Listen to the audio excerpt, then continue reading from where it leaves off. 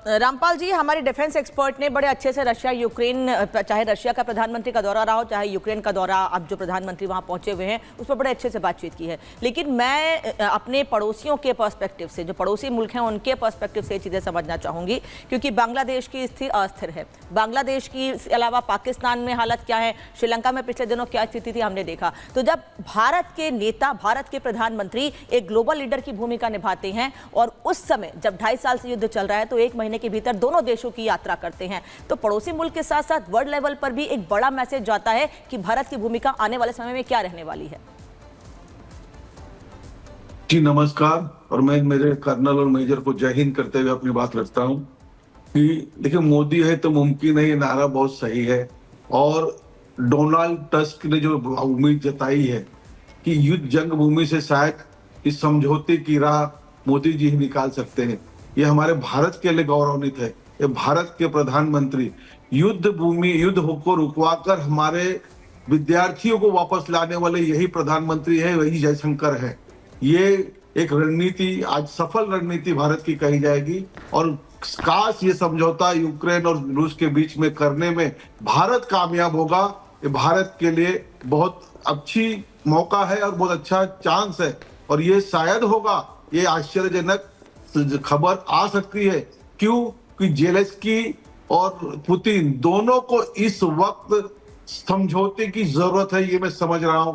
दोनों के पीछे वहां के सेना के लोग कुछ सत्ताहीन होने के दाव में खेल रहे हैं, और उस बीच दौरा मोदी और भारत के लिए एक बहुत अच्छा मौका है। और दोनों की बीमारी की दवाई नरेंद्र मोदी जी हैं।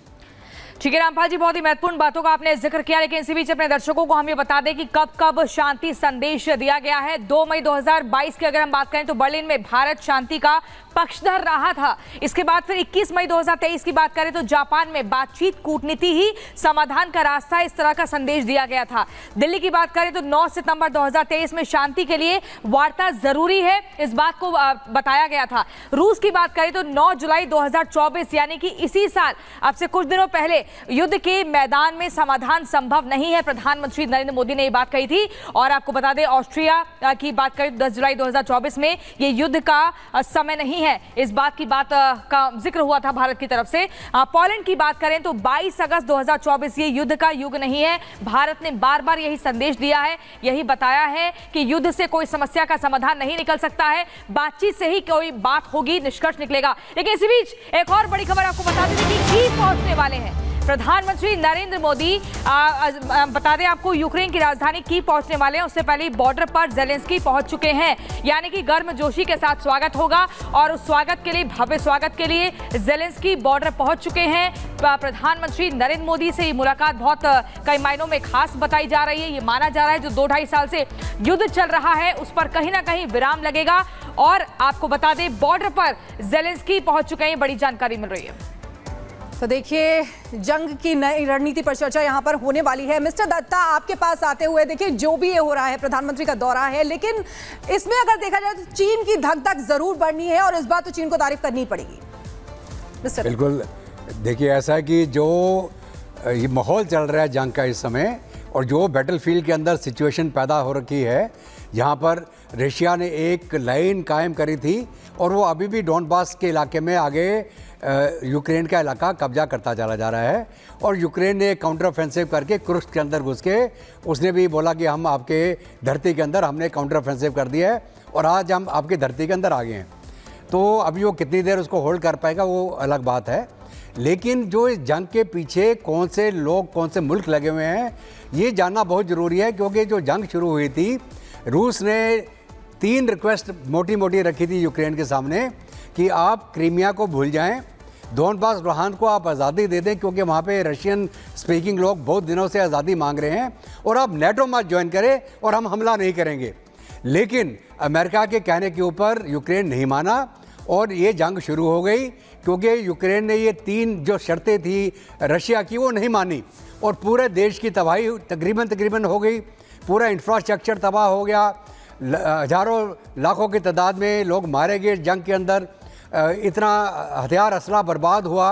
और आज के दिन में यूक्रेन का जो फ्यूचर है वो गिरवी रखाया जा चुका है अभी वेस्टर्न वर्ल्ड के नीचे, अमेरिका के नीचे। जितना ये हथियार असला आ रहा है, पैसा आ रहा है, वो फ्री का तो देगा नहीं, वो वसूली करेगा।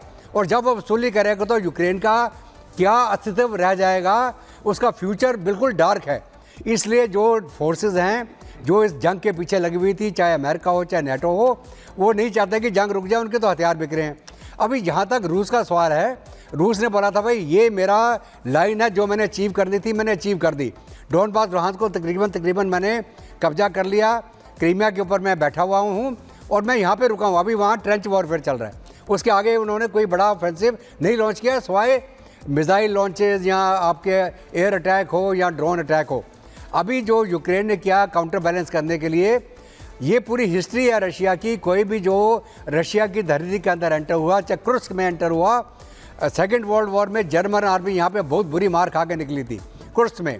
अभी आगे विंटर आने वाला है, थोड़े दिनों के बाद वहाँ बर्फबारी शुरू हो जाएगी और जितनी फोर्सेस क्रुस्क के अंदर गई हैं वो सिटिंग डक बन जाएंगी, उनको बचाना मुश्किल हो जाएगा।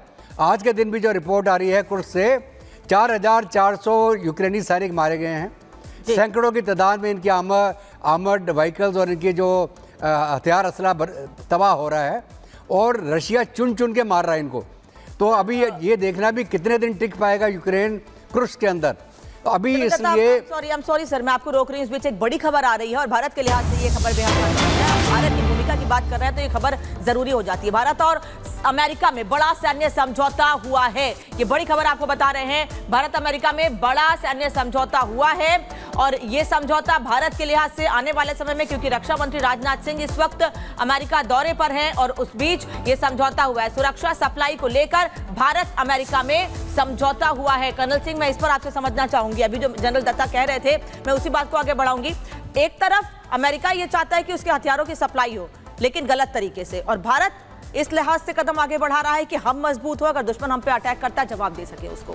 देखिए, दो बातें बड़ी क्लैरिटी से आप इसमें देख सकते हैं। ये वही अमेरिका है जिसने थोड़े दिन पहले क्रिटिसाइज किया था कि आप उस दिन पुतिन से गले मिल रहे थे जिस दिन एक मिसाइल अटैक हो रहा था। ये वही यूक्रेन है जो ज़ेलेंस्की काफ़ी कुछ गलत भी कह रहे थे।